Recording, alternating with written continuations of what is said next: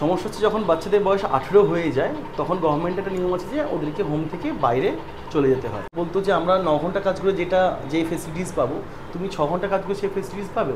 আরেকটা সমস্যা হচ্ছে যে ট্রাফিক ভিকটিম বাচ্চা বা পক্সো ভিকটিমের বাচ্চাদেরকে একদম 18 কাছে আমি পেতাম। সোসাইটি ট্রেন যে ডাক্তারের ছেলে ডাক্তার, ইঞ্জিনিয়ার ছেলে ইঞ্জিনিয়ার হবে, সেরকমভাবেই সেক্স ওয়ার্কারের ছেলে যে ওই প্রফেশনেই যাবে এরকম একটা। এই ভিডিওতে আমি বেশি কিছু বলে সময় নষ্ট করব না, কারণ এই ভিডিওতে অনেক কিছু তোমাদের সাথে শেয়ার করার আছে যেগুলো আমরা চাই তোমাদের সবার কাছে পৌঁছাক। অনুরোধ একটাই, পুরো ভিডিওটা যদি সময় করে দেখতে পারো তাহলে অবশ্যই একটু বেশি করে শেয়ার করে দিও। আমি সুমন্ত সিংহ রায়। আমার ক্যাফের নাম হচ্ছে অপরচুনিটি ক্যাফে।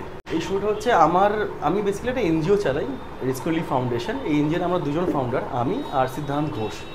তো আমার 10টা হোম আছে যেখানে স্পেশাল চিলড্রেন, স্পেশাল বাচ্চা, ট্রাফিক ভিকটিম বাচ্চা, পক্সো ভিকটিমস, অরফেনেজের বাচ্চারা থাকে।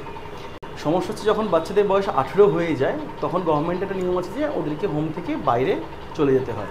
কিন্তু যারা অরফেন তারা কোথায় যাবে? তো স্পেশালি যেটা আমার সমস্যা শুরু হয় আমার স্পেশাল বাচ্চাদের হোম নিয়ে। সেখানে যখন বাচ্চারা 18+ হচ্ছে দেখে আমি কিছু জায়গায় কাজ দিতাম। সেখানে গিয়ে কিছু টক্সিক এনভায়রনমেন্টের জন্য, যেরকম ওদের ওয়ার্কিং আওয়ার্স হচ্ছে 6 ঘন্টা, আমরা নর্মাল যারা মানুষরা রয়েছে তাদের হচ্ছে 9 ঘন্টা। তো সেখানে যে কলিগরা ছিল ওরা এরকম একটা এনভায়রনমেন্ট সৃষ্টি করতো যে ওরা বলতো যে আমরা 9 ঘন্টা কাজ করে যে ফেসিলিটিস পাবো তুমি 6 ঘন্টা কাজ করে সেই ফেসিলিটিস পাবে। তো এই জন্য ওদেরকে কোঅপারেটটা ওরা করতো না। প্লাস অনেক সময় যারা ধাবাতে বাচ্চারা কাজ করতো, তো সামান্য যদি একটা গ্লাস ভর্তি জলও পড়ে গিয়ে ভেঙে যেত তাদেরকে সেখানে মারধর করা হতো। তো এন্ড অফ দ্য ডে ওরা আমার কাছেই ফেরত আসতো। তো তখন এই একটা সমস্যা। আরেকটা সমস্যা হচ্ছে যে ট্রাফিক ভিকটিম বাচ্চা বা পক্সো ভিকটিমের বাচ্চাদেরকে একদম 18 কাছে আমি পেতাম, মানে 17 বছর 16 বছর বয়সে পেতাম, বা হয়তো তাকে হয়তো পেয়েছি 12-13 বছর বয়সে। তার জন্য বাড়িটা ভালনারেবল, বাড়িতে সে যেতে পারবে না। তো সেই বাচ্চা যখন বড় হচ্ছে হয়তো তারা আমার আপনার মতো চাকরি পেতে পারবে না, কিন্তু কিছু করতে পারবে। যারা কেউ হয়তো ইন্টারেস্ট হচ্ছে হাতের কাজে, সুইং মেশিন চালায় বা বিউটি পার্লারে কাজ করতে চায়, তো তারা ওগুলো সেট হয়ে ওখানে তারা কাজ করতে পারছে। কিন্তু যারা ওগুলো পারছে না তাদেরকে আমি ভাবি যে এই ক্যাফেতে যদি তারা একটা ক্যাফে চালাবো যেখানে ওরা কাজ করতে পারবে।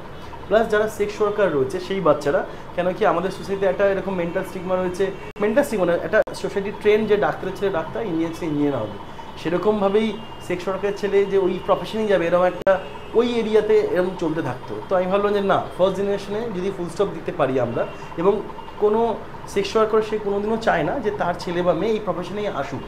তো সেখান থেকেই আমাদের এই আইডিয়াটা আসে যে আমরা যদি ক্যাফেটাতে এই শুরু করতে পারি। প্লাস এই যে বাচ্চারা রয়েছে এরা সবাই একসাথে যদি এখানে কাজ করে তাহলে হয়তো এরা একে অপরকে হেল্প করতে পারবে। স্পেশাল বাচ্চাদেরকে হেল্প করলো, যারা রেগুলার বাচ্চা আমার নর্মাল বাচ্চা তারা, এবং নর্মাল বাচ্চারা অ্যাজ এ দাদা বা দিদি ওই বাচ্চাদেরকে টেক কেয়ার করে ওরা কাজ করতে পারলো।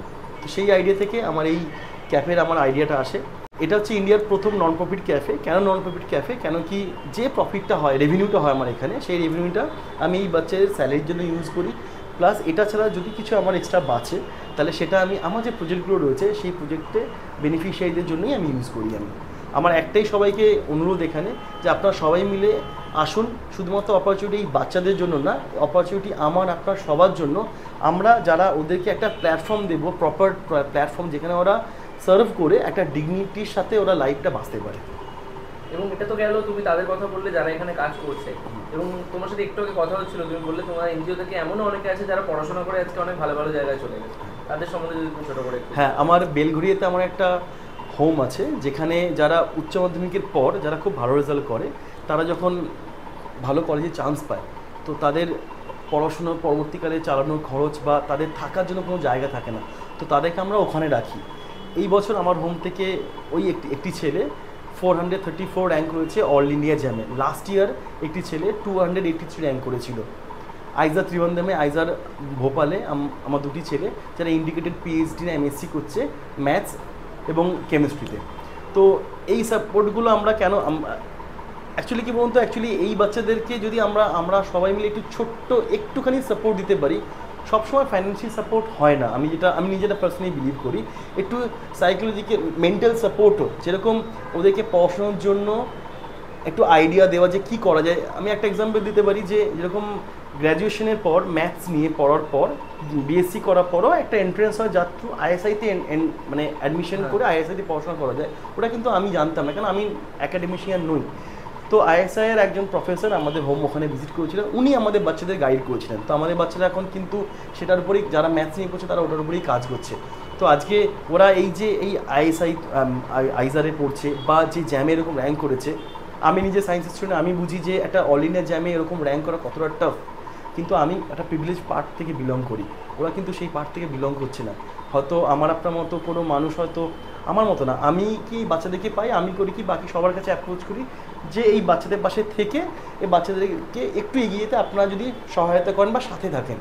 তো সেরকম অনেকেই আমি পাই যারা এই বাচ্চাদের পাশে থেকে এদেরকে এই হেল্পটা করার চেষ্টা করেন, কিন্তু সবসময় হয়তো আমি পৌঁছতে পারি না সেই মানুষদের কাছে যারা হয়তো চান এরকম অনেক বাচ্চাদেরকে সাপোর্ট করতে। তো আমি চাই যে আমার এই মেসেজটা যদি আপনার কাছেও পৌঁছায়, যিনি হয়তো চাইছেন এরকম কোনো বাচ্চার পাশে থাকতে, তো আপনারা কাইন্ডলি আমার যে এনজিও রয়েছে এই হোম, এখানে ভিজিট করুন বা অপরচুনিটি ক্যাফেতে আসুন, যাতে এই বাচ্চাদের এই যে চেঞ্জ আমরা করতে চাইছি এই চেঞ্জের একটা আপনার পার্ট হন সবাই মিলে। একদম আশা করবো আগামী দিনে আরও মানুষ এরকমভাবে পাশে থাকতে চাইবে।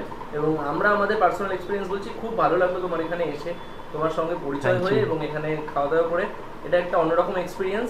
থ্যাংক ইউ সো মাচ, খুব ভালো লাগলো। থ্যাংক ইউ তোমাদেরকে।